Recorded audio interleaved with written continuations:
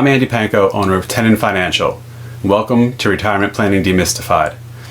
In this video, I'll be discussing the pros and cons of rolling over your 401k to an individual retirement account, or IRA. You'll likely face the rollover decision when you retire.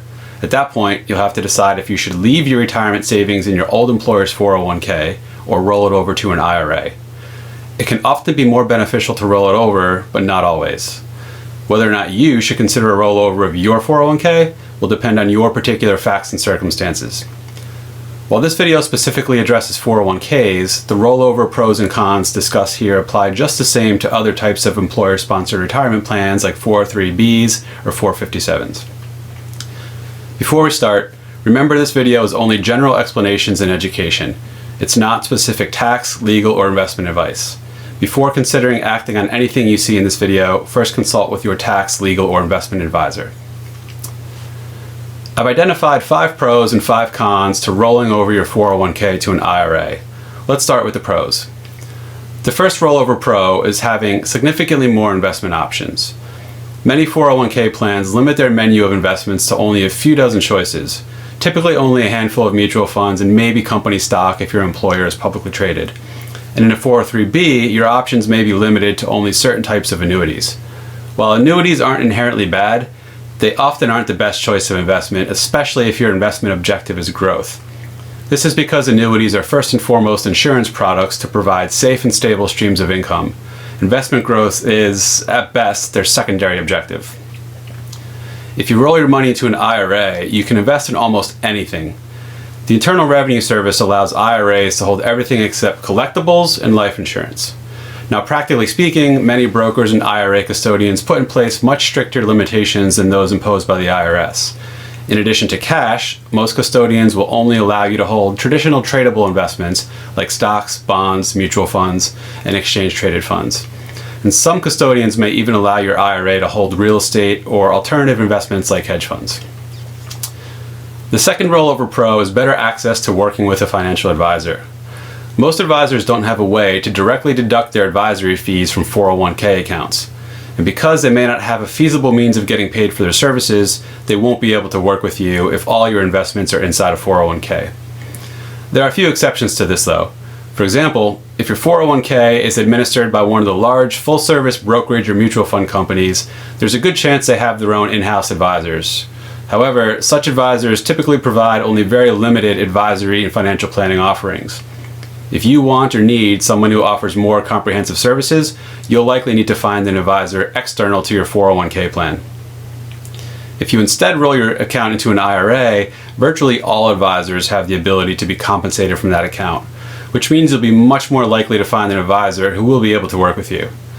Now keep in mind, if you roll over your 401k to an IRA and start working with an advisor through that IRA, you'll obviously have to pay for his or her services.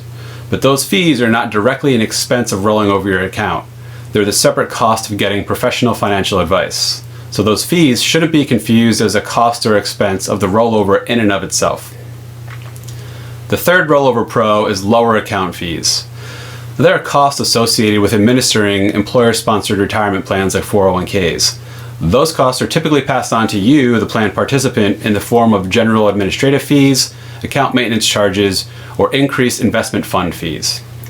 In an IRA, there are usually no such account charges and no fund fee add-ons.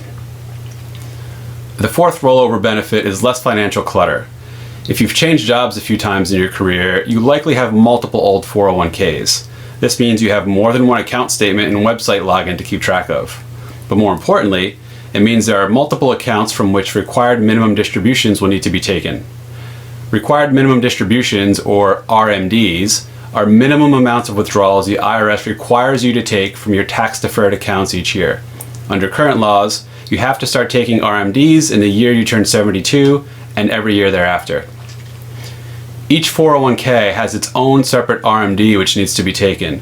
You unfortunately cannot aggregate the RMDs from your various 401ks by taking just one big RMD from one of them. And you do not want to mess around with missing RMDs. For every dollar of RMD you're supposed to take but don't, you'll have to pay an extra 50% penalty tax. Yes, 50%.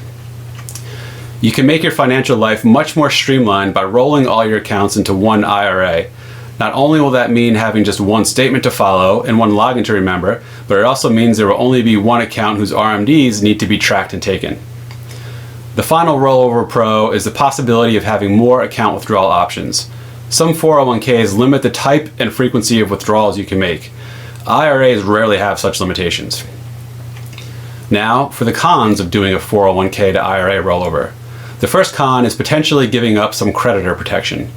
401ks are covered by federal regulations that protect them from the participant's bankruptcy and most other lawsuits, including personal injury claims. While IRAs usually have the same level of bankruptcy protection, they may not have the same level of other creditor protection.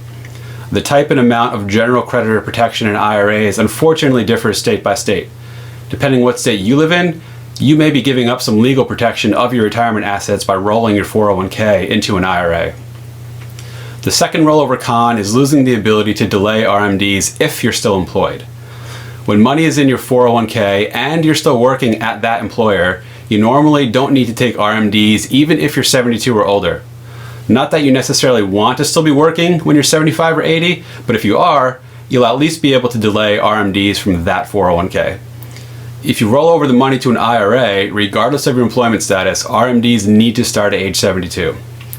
The final rollover con is the loss of ability to potentially take penalty-free account withdrawals between the ages of 55 and 59 and a half. If you're 55 or older and are laid off, retired, or otherwise leave your employer, you can normally take penalty-free withdrawals from that 401k without having to wait to age 59 and a half. If the money is moved to an IRA, unless one of a few special exceptions apply, you cannot withdraw money earlier than age 59 and a half without incurring a 10% early withdrawal penalty. Well, that's a wrap for the pros and cons of doing a 401k to IRA rollover. I hope you found this information helpful. If you haven't already, be sure to subscribe to this channel so you can be the first to know when new videos are posted. And don't forget to subscribe to my monthly newsletter, Retirement Planning Insights, which provides valuable retirement planning tips and info. Also, join my free Facebook group, Taxes in Retirement, where you can get answers to your retirement-related tax questions. Thanks for watching. I'll see you soon.